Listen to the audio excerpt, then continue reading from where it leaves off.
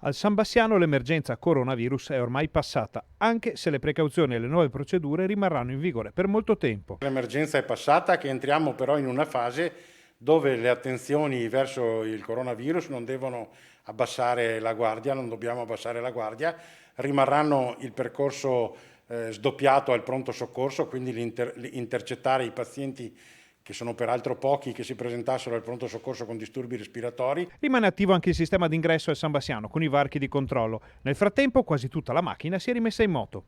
Per quanto riguarda le attività posso dire che saremo attorno all'85%.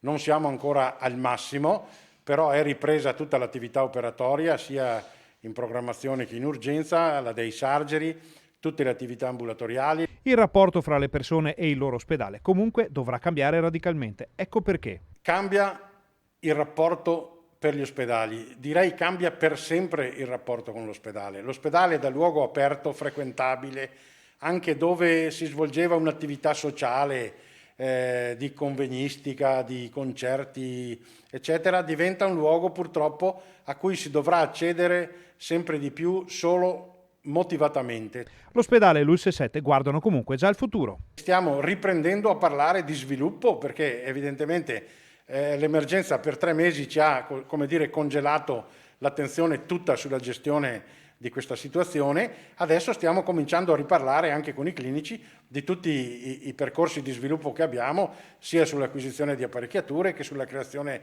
di nuove unità operative.